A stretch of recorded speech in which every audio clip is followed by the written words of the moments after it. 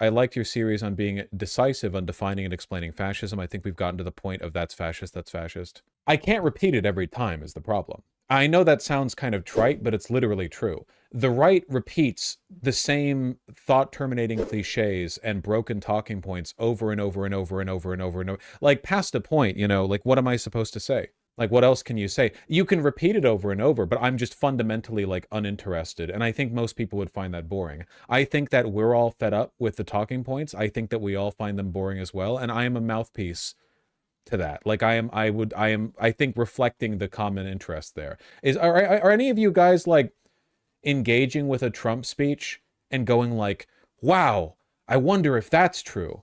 Whoa, he said that? I can't believe that. Like, are you, okay, maybe it's because I've seen like a million of them, but I'm not reacting to them in that way. It's not like we're ignoring or downplaying the issue here, you know? It's just that we have to acknowledge we're living in a post-truth world, and we are not, like, we have to understand that our goal here isn't to like prepare the talking points necessary to epically own the right in the free marketplace of ideas, because they've given up on even trying to make empirical arguments. We have different goals now. People just want you to cover right-wing videos in high detail like 2020/2021. So the problem with that is that this is something you guys like in the abstract. The issue is, like, this would be like like, the conditions aren't there for it. It's not a me thing, right? I could watch those videos, but they're f***ing boring. Do you want to pop... we've done this. Do you want to pop up a Ben Shapiro video? It's f***ing tedious, dude. It, like, you know, you can't milk blood from a stone. The conditions need to be right for proper analysis. And it's really difficult to do that when it's just, like... Republican popularity has nothing to do with the arguments they make, and everything to do with the way they make them. And the way they make them is by having almost monolithic control of many forms of media. You know? Like daytime radio, Fox News. People who believe Republicans don't believe them because they've heard arguments from both sides and found the ones on the right more convenient or convincing. They believe the ones on the right because those are the ones they're getting blanketed with nonstop. You know? People were crying about this on the Reddit too. I genuinely don't care about them. It is the prerogative of viewers, of a content creator, to bitch and moan that things aren't the way they used to be. Life isn't the way it used to be. You have to get used to it. Sorry. I know the median age of a viewer of mine is lower than mine. You're maybe grappling with that a little more, you know? It's how reality is. To me, I think the saddest thing to do is to desperately cling on to a facsimile of what you once were, even when the conditions are no longer right for it. You know, just becoming like a sadder and sadder and sadder, like, reflection of that same thing nonstop, you know? That to me is, and I've seen a lot of content creators go down that road, that to me is the sad one. That is deeply sad to me. My aunt is a MAGA retard and lives in a GOP blood red district. And I called her out for living in a bubble, and she said, I know I live in a bubble and I don't care because I like what they tell me. Pretty hard to respond to that, I think. Her axioms are grounded. I mean, in a way, goes back to how viewers fixate on old politics drama while Vaush never thinks about Luna or Big Papa or any of those freaks. Yeah, it's just a difference in perspective, which I understand, of course, because I have consumed other people's content. You know, I know how that, like, difference lines up. I guess the main thing, in terms of like how to approach it, is what are your goals in coverage, right? I think it was okay. I remember rewatching one-year-old debate. I feel like sometimes I do spend an inordinate amount of time defending the idea of time passing to people who want things to stay the same as they always were. I will say recently Majority Report has had a couple of good random call-in debates. The Majority Report caters to a very different audience under very different circumstances. They basically have like phone or radio call-ins, you know, where you can get, like, they literally have a phone line. It's very different from like the kind of, you get like 40 somethings in the Midwest calling in because they have a complaint or something. So it's not quite the same, you know, deal. Sam looks like he's dying in every single one. Yeah, I sympathize. You could do Twitch stream for reacts. Why? Can't even say retard there. And also, literally, no, I don't care. I'm happy. You guys are the ones who are complaining right now. Well, I'm going to start up a stream on Twitch to react to a fucking Jubilee video so I can listen to the same 5 stupid fucking arguments that I've been hearing on repeat for years now? I don't care. So what I'm trying to get from this, I guess, or what I'm like arriving at, is that I will never run out of things to talk about because I love talking. I clearly I'm a yapper, right? But in addition to that, like, I like the process of grappling with information and trying to understand it. I'm not going to pretend that I'm like a pinnacle of intellectualism or anything. I'm not. Clearly, it's definitely more in the vibe of infotainment, something that I think is good because it makes information approachable, and I try my best to work within that format. Sometimes I cover things in part because they're popular and in part because I'm interested in them. Sometimes it's just my interest, like when I ramble about fashion every stream, whatever I'm passionate about. Very much an interest derived. I don't have a schedule for that reason. I don't have like a specific topic list for that reason. I just try to cover what I think I can get some good info out of, The problem is that it is a fact that the world is changing in a way that relates to the usefulness and interest of some of this information. And I don't like it when you blame me for that. That's my issue, because it frustrates me. Chatter's really overthinking this. Well, I also don't blame people in chat for wanting me to cover stuff. It's just when I have nothing to say, I don't like it being blamed on me. The problem here is that, like, the issue isn't that I have lost my ability to yap. The yapping will continue until I die, I hope, God willing. It's not a lack of interest in politics either. Clearly, I talk about it all the time in my personal life. Here, I'll talk about it playing games, except when I'm trying to focus on a boss in Elden Ring or whatever. Like, it's not a lack of interest. It's certainly not a lack of interest in, like, knowledge. Some of it is that chat feels powerless and your platform is viewed as their quickest access to a voice stronger than theirs. Grandiose language, I understand the underlying point. I don't disagree. I'm very, very happy to be, I know there are a lot of people in my audience who are anxious about the state of the world and so on, and I talk about these things in a very personable way. I don't come across distanced like a news anchor or whatever. I understand. I don't shame for that. I get it. The times are anxiety inducing. I suppose to an extent they always have been and always will be, and your awareness of that is something that has to be kind of like engaged with responsibly. And if I can help facilitate that, then I'm happy. I'm happy to do that. It's just, it's just people are like, well, why haven't you done X, or why don't you cover X? And then it's like, motherfucker, you would find it boring if I did. Go over Ben Shapiro. We tried. It's fucking boring, man. Go over Matt Walsh. Matt Walsh is done. No one cares. Nobody cares. Nobody cares anymore. Nobody ever cared. He was just another mouthpiece. It didn't matter. He did a new movie recently, Am I Racist? Have you seen any fuss about that, apart from a few Twitter posts where apparently some film critic said he liked it or something? No one cares. It's just it's an onslaught of grifters, and none of them believe anything, and I believe the things that I say. So it's frustrating for me, the unequal investment.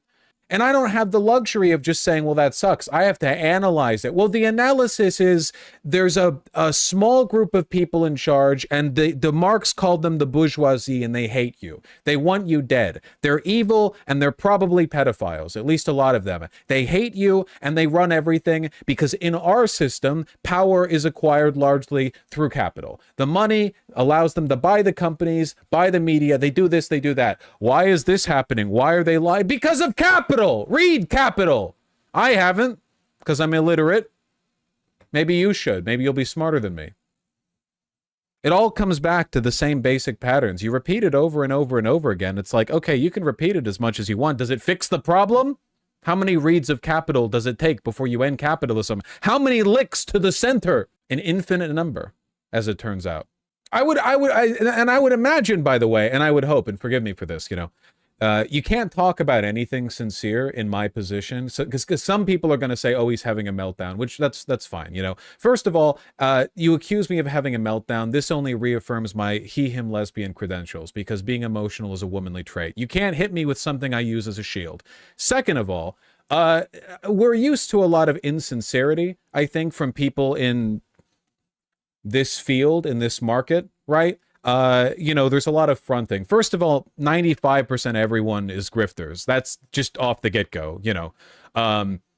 And second of all, even if you're not a grifter, there is a lot of pressure. And again, it's not the hardest job in the world. You know, take what I say in its context, but there's a lot of pressure to maintain a very specific demeanor when you engage with your feelings, because if you don't, you know, people accuse you of being like a doomer or you're being such and such. And I would hope the authenticity here gets viewed in its proper context, which is not as some might interpret it. I know I'm going to see this in the Reddit later. Oh, he's saying he doesn't care about so-and-so. I care about politics more than you.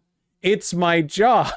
I care about it a lot. I just want to have something interesting to say, and that's what I struggle with, you know? Rhetoric is a form of art. You know, you're not following a damn engineering checklist to get a good sentence off the ground, right? It's like writing. Rhetoric is writing, but you're doing it with your mouth and you're doing it live. It's art. And what is an artiste without a creative spark? You get me, don't you? Otherwise, you're just a newscaster. Otherwise, it's just like, oh, time for me to read the article out loud. I don't want to do that. And I'm not throwing shade or whatever, but I had my little frustration yesterday, and people in chat were like, well, you know what Hassan does? Hassan just watches like Fox News and said, Lamau, that's crazy. And I don't think there's a damn thing wrong with that, because Lamau, that do in fact be crazy. But I personally wouldn't feel fulfilled if my engagement with the absurdity of the world was largely relegated to me saying, Lamau, that's crazy. I wonder if this age of anti-intellectualism can ever end. Yeah, it can. You know, in spite of how bad things have been, if you talk to your average liberal, and I just mean like a regular liberal, not a crazy leftist so-and-so, how much of the anti-intellectualism comes from religion? Not that much. That's kind of not what we're dealing with right now. Like, I mean, it can. We're mostly talking about, like, fascism, though, and in this case, we just need to disempower fascist media outlets. If you talk to an average so-and-so liberal, like, you can have a pretty decent conversation, I think, even if you disagree on a lot of fundamental stuff. The average voter, liberal or not, is kind of fucking crazy because the average person is kind of fucking crazy. But I think that with a person who isn't a fascist, you can usually have a relatively well-reasoned conversation. So we have to disempower the media outlets that sort of mass compel, you understand. It's time for mass censorship, but the right way. I know you joke, but genuinely, I really do think you could charge so many people associated with the GOP for sedition. I don't know what else you can do with, like, sedition, you know, the interruption of an official proceeding of the federal government through force. Like, the January 6th, not only the people who were there, but people who, like, enabled and defended it. I feel like stopping at just the people who physically entered the building and not the many, many, many officials who promoted it, prompted it, defended it, pushed people in, encouraged so on and so forth. Like, that's insane. I mean, that would be like going to war with a country and, like, you know, you such and such with the soldiers, but then afterwards, like, you're like, oh yeah, officers and politicians, you're off the hook. Ridiculous. Well, we did that with the Nazis in some cases, so that's not good. So what we did after World War II? Yeah, and it was a damn mistake.